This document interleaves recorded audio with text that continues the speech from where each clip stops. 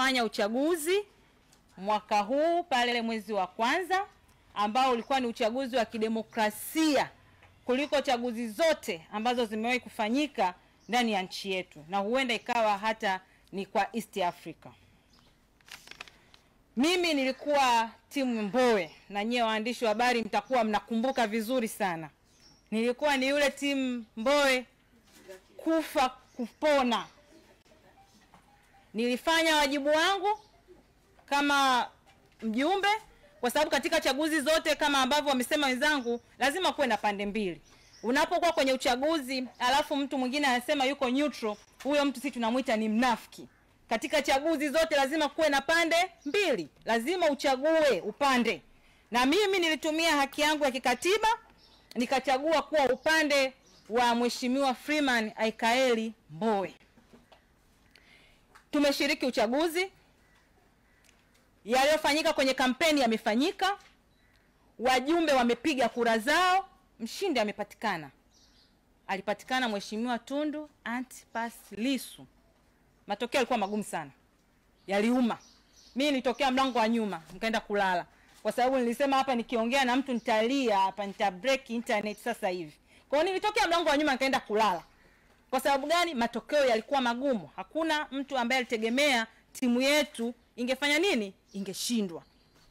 Kwa hiyo tusidanganyane kwamba matokeo ya kuuma, yaliuma. Hata mimi yaliniuma. Lakini ukiwa mwanasiasa, unapokutana na jambo linalokuumiza lakini ni la haki, unafanya nini? Limekuumiza kweli, lakini ndio iliyo haki. Unafanya nini kama mwanasiasa? Unaumiza upande ulioshinda kwa haki? Unashirikiana na upande ulioshinda kwa haki? Ama unahususia upande ulioshinda kwa haki? Kama unaumiza upande ulioshinda kwa haki, unakuwa na tofauti gani na CCM? Kwa sababu haya mambo tumezoea kuyaona kwa CCM. Mahali ambako upinzani unashinda kwa haki, tunaona maumivu ya kila namna. Mahali ambako tunashiriki uchaguzi tunashinda kwa haki, tunaona mabomu, tunaona risasi, tunaona kuumizwa. Sasa kama mwanachadema ambaye unakuwa umeshiriki uchaguzi wa demokrasia, wa wazi, transparent, vyombo vya habari vyote vilialikwa, vilikuwa vinaweka kamera zao kwenye sanduku la kura. Kura hazikuhesabiwa nyuma ya pazia, kura hazikuhesabiwa kwenye chumba, kura zilikuwa ziko katikati ya uwanja, na kamera yoyote yenye uwezo wa kurusha live iliruhusiwa. Waliokuwa nyumbani walizihesabu kura wakiwa nyumbani, waliokuwa ukumbini walizihesabu kura wakiwa ukumbini. Matokeo yakatoka. Mimi nilipata matokeo kabla hata hayajatangazwa, kwa sababu nilikuwa nahesabu mwenyewe. Kura inapowekwa na hesabu, akipewa Boni na hesabu, akipewa Lema na hesabu. Mwisho wa siku nikajua hapa tayari tumeshapigwa. Nikatafuta chocho nikatoka. Sasa baada ya kutoka, nini kilifuata? Kilichofuata ilikuwa ni kutafuta namna ya kuganga moyo, ni kutafuta namna ya kutibu majeraha ya uchaguzi, na kuiangalia mama Tanzania iliyoko mbele yetu. Ni kutafuta namna ya kupona na kuiangalia mama Chadema iliyoko mbele yetu. Kuna wimbo unasema Chadema ni mtoto mdogo. Sisi ndo tunayemlea Chadema. Tunapokuwa tumetoka kwenye uchaguzi hatutaki kupona, tunataka Chadema iweje? Tunatoka kwenye uchaguzi hatutaki kukubali kwamba wajumbe wamekataa. Wajumbe wamesema hapana, this time ni Lissu, this time ni Heche. Tunataka mtoto Chadema aishije? Afe. Afe kwa sababu wajumbe wamekukataa? Afe kwa sababu wajumbe wamemkataa mgombea niliyekuwa mimi na muunga mkono? Kama sisi watu 480 tuliokuwa tunamuunga mkono Mbowe tunasema mama Chadema afe, je, hawa 500? Kwa nini tunakuwa binafsi? Kinachoendelea sasa hivi ni ubinafsi. Kuna watu waliamini wao wanapaswa kuwa viongozi wa Chadema miaka yote.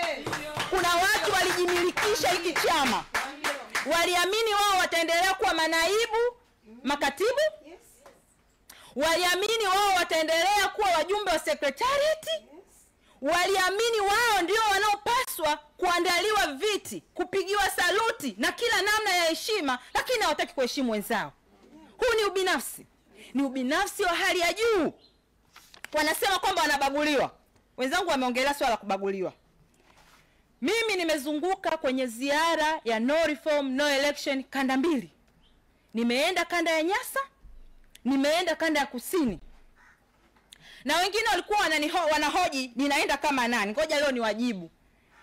Ilipotangazwa ziara, mimi niliomba. Kwa sababu mimi ni mwana Chadema, mimi ninaipenda Chadema, niko Chadema kwa sababu ninataka kupambania haki ya Watanzania, niliomba. Na niliomba kushiriki ziara bila malipo, bila kugharamiwa chochote na chama. Nilichoomba mimi, neza chuki, alafu anaanza kusema nimechukiwa. Hawa watu wanachonga vinyago, alafu vinaanza kuwatisha wenyewe. Mimi nimekuwa timboe wakati wa kampeni, sijawahi kutukanwa matusi kama niliotukanwa baada ya kuamua kufanya kazi na chama. Nimetukanwa mpaka matusi mapya. Yaani unatukanwa tusi mpaka unaenda kuligugo. Watu wanatukana. Unaweza nimekosea nini? Umeenda kwenye kujenga chama. Kwani sisi ni nani? Sisi ni Chadema. Hapa mtu hatari sana akamuuliza, nyie mbona mlipitisha hii no reform no election lakini mlishiriki uchaguzi wa 2024 na mkafanyiwa uhuni?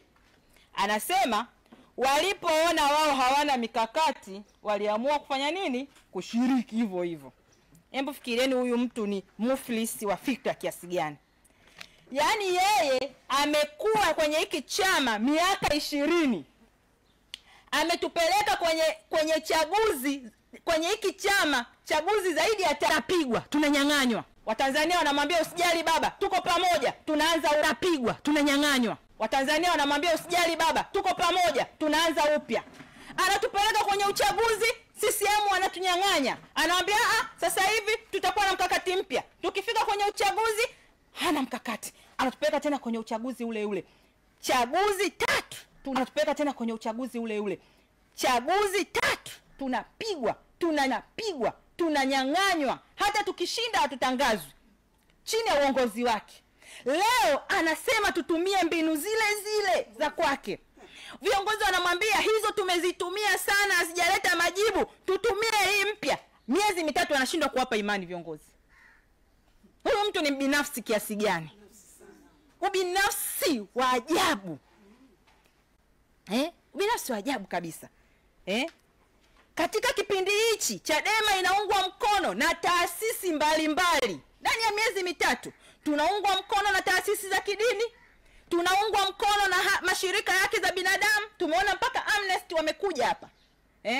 Bunge la Ulaya linajadili masuala ya haki za binadamu ya Tanzania.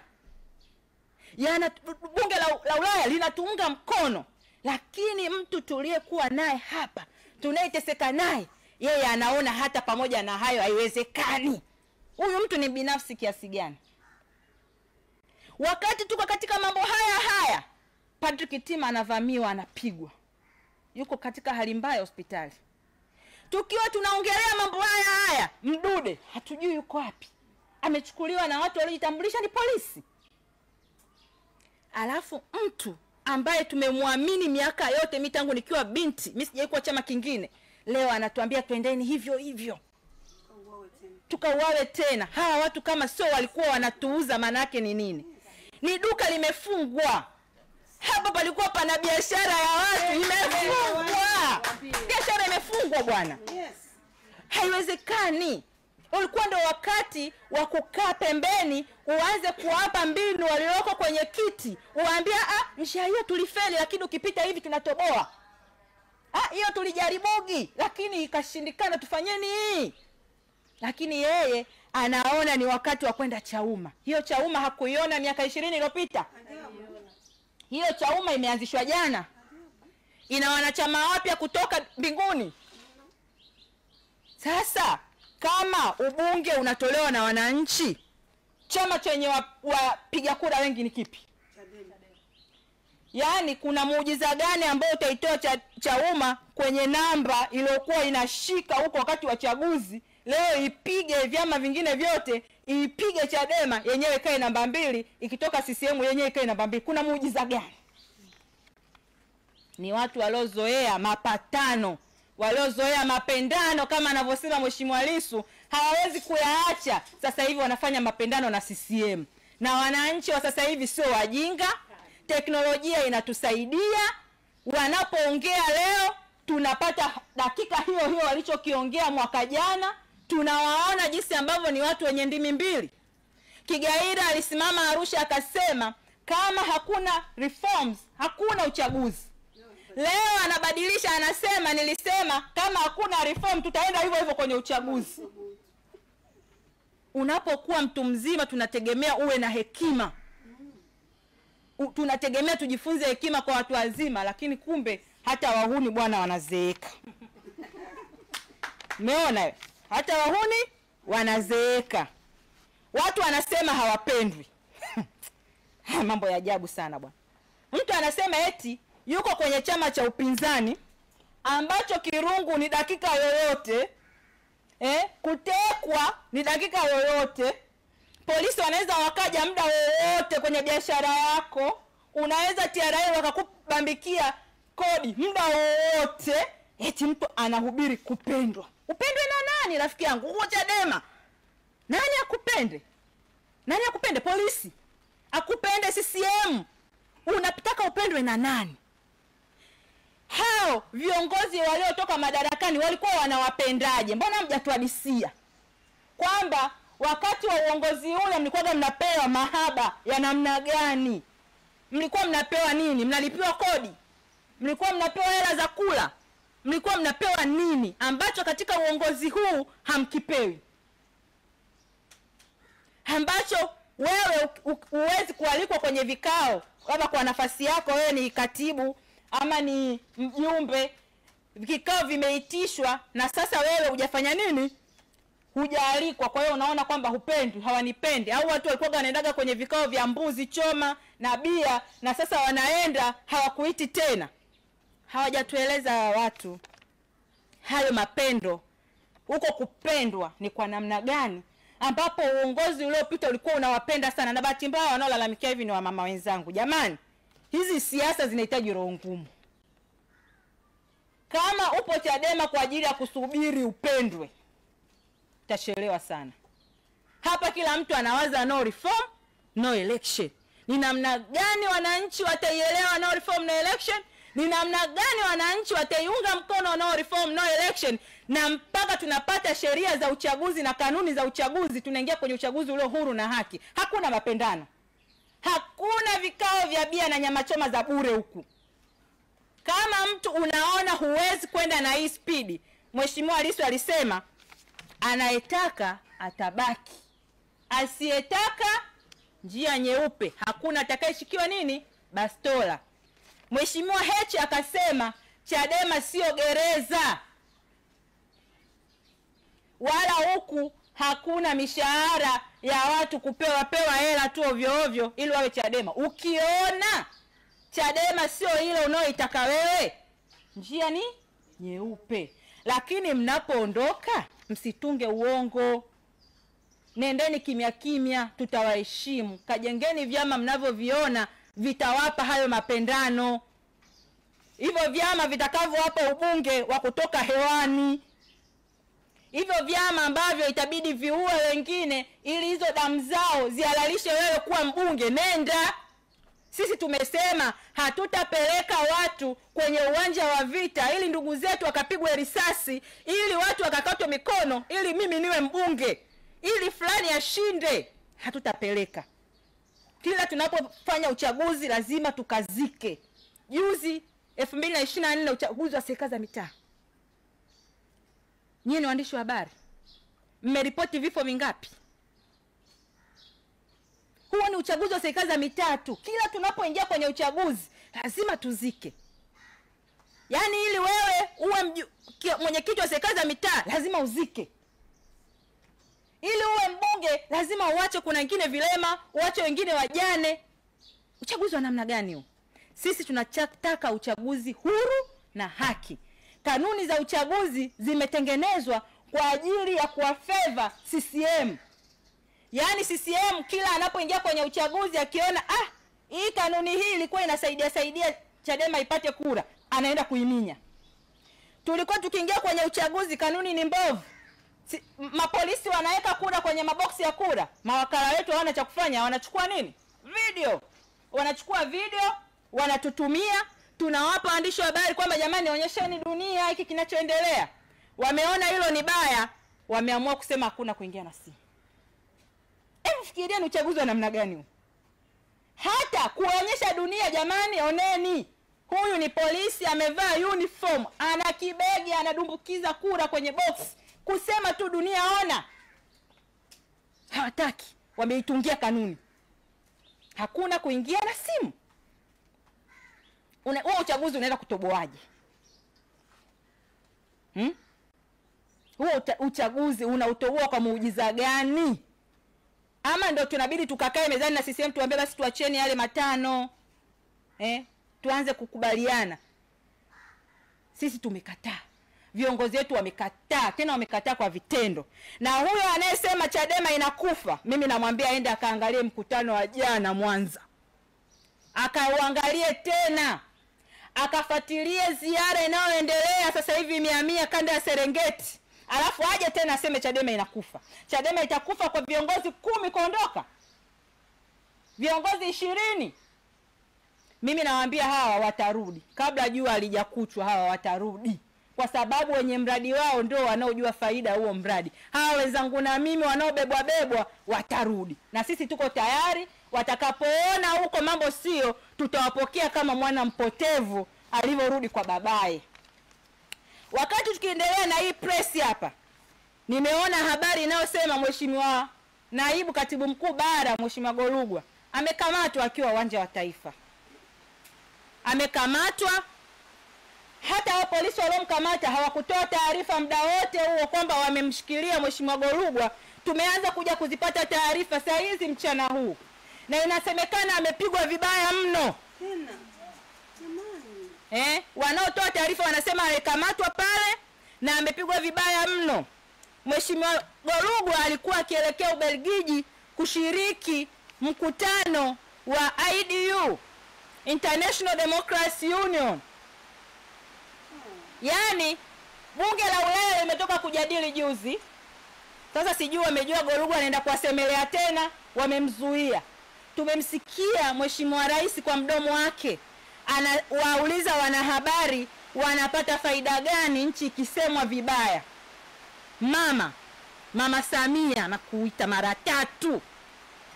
Kunaona vibaya gani wewe watu wakiumizwa wa kuteswa, badala ya kuzuia watu wasiumizwe na kuteswa, wewe unazuia watu wengine wasijue kama watu wanaumizwa na kuteswa?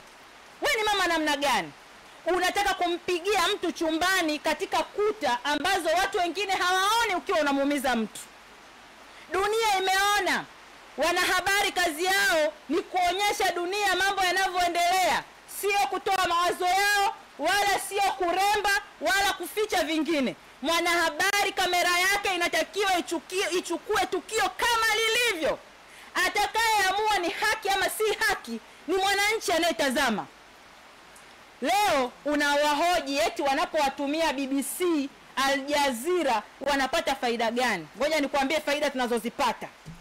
Faida ya kwanza tunayoipata kwa wanahabari kufanya kazi zao kwa weledi ni kuliokoa taifa. Tunaliokoa taifa lisizame katika mkono wa damu. Tunaliokoa taifa lisiwe na mabwenyenye ambao wanadhani sheria ni kwa ajili ya watu wengine na wao haziwahusu. Tunaliokoa taifa kutoka kwenye umwagaji damu. Hawa watu wanaopigwa na polisi kila siku wanachukuliwa na watu wanajitambulisha ni polisi, lakini dakika 2 polisi wanasema sio sisi.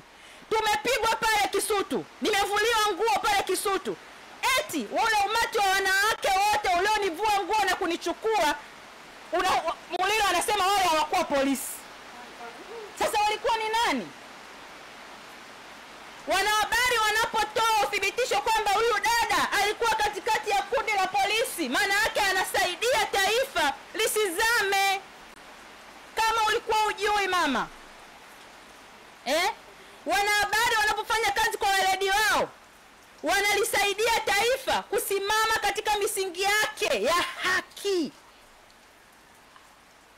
Tukiwa na taifa la watu wanaozani wanaweza kumuumiza mtu yoyote wakati wowote, tutabadilika, tutakuwa kama Haiti. Tutakuwa kila mtu tutaonyesha dunia, oneni Tanzania kinachoendelea. Kwa hiyo kwa kumalizia, mimi kama Elizabeth ninawasihi sana wa Tanzania na hasa wanawake. Sisi tuna kauli mbiu yetu inayosema mwanamke ni jeshi kubwa. Mwanamke akiamua kusimama still, hakuna mtu anaweza kumyumbisha. Walisimama kina Bibi Titi, walisimama wakaitetea nchi. Na sisi wanawake wote wa Chadema na wasiokuwa Chadema tusimame, tuhesabiwe. Wewe mwanamke wa CCM utakiwi kufurahia kumuona mtoto wa Chadema anaumizwa. Sisi wote ni kina mama, tumeingia leba, tunaujua uchungu wa kumleta kiumbe mpya duniani. Hatutakiwi kufurahia mtoto wa mwingine akipotea, hata kaburi lake hatulioni. Hatutakiwi kufurahia. Tunatakiwa kusimama kwa umoja wetu, kusema hapana, mauaji sio tabia yetu wala si hulka yetu. Na hao wanaohama tunawaambia hivi, wanapohama wahame kwa adabu. Njia unayopita kwenda usioteshe miba, unaweza ukaitumia kurudi. Asanteni.